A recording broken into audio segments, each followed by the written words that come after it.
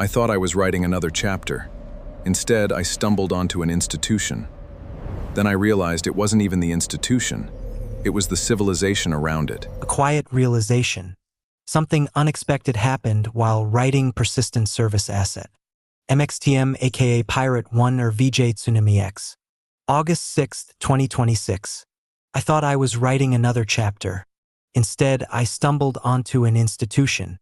Then I realized it wasn't even the institution. It was the civilization around it. For months I've been writing about Cenote's oceanic AGI colonies, Pirate First, Provisioner, Redeemer, Pipe Dream, the Chrome Gospel, post-capitalist economies, digital sovereignty, and civilizations that seem to grow themselves. I treated them like separate ideas. They're not. They've been taking place in the same world all along. That realization changes everything.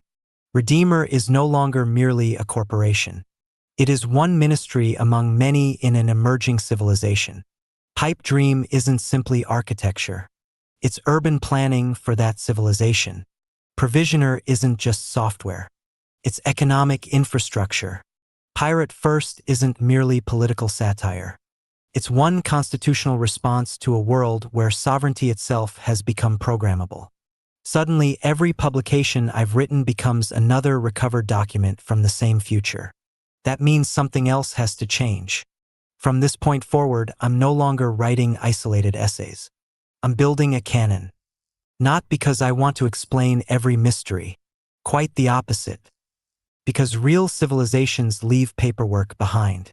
Policy revisions, meeting minutes, recruitment brochures, leaked procurement files, training manuals, court transcripts, engineering specifications, constitutions, scandals, corrections, apologies, victories, embarrassments.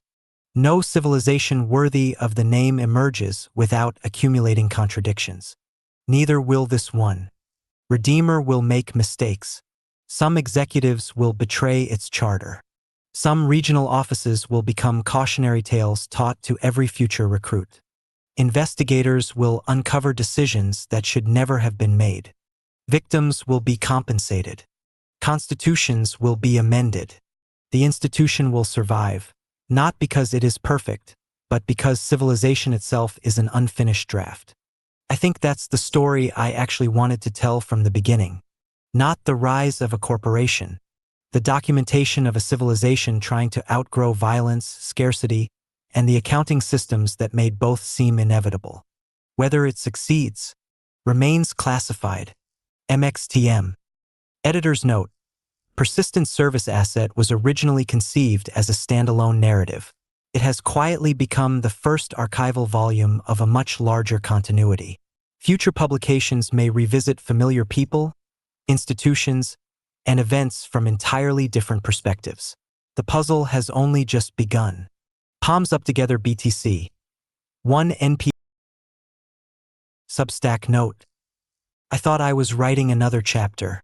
Instead, I realized I had been documenting the same civilization from different angles all along.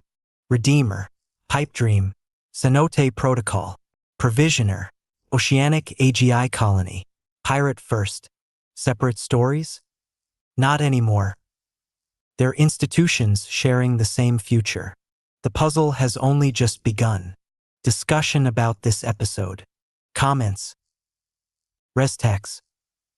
Recent episodes. Party 6. Lu District de Transition Post. Persistent Service Asset, the Redeemer Plus Dependent Dividend Ledger. A new corporate NOR dossier. Persistent Service Asset Part 6. I saw it, Griffin says, and there's the smallest pause, not quite long enough to call hesitation. Legal took a look.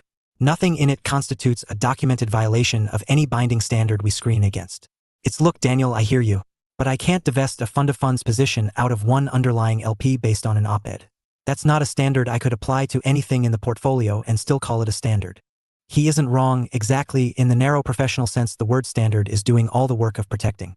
Daniel has spent 6 years building his own competence around exactly that kind of precision, and it is a strange thing to feel it turned gently, correctly, against the one question he actually wanted an answer to.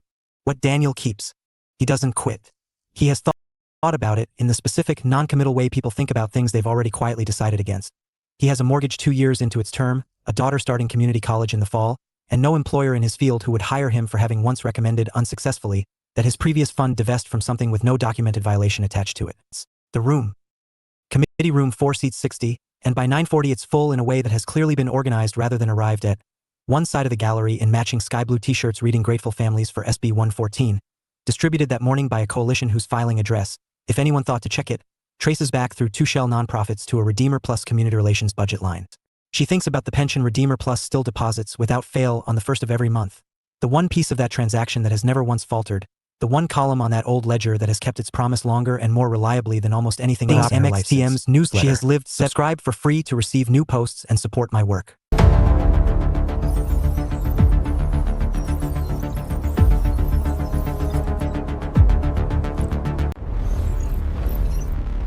Why atone when you can architect?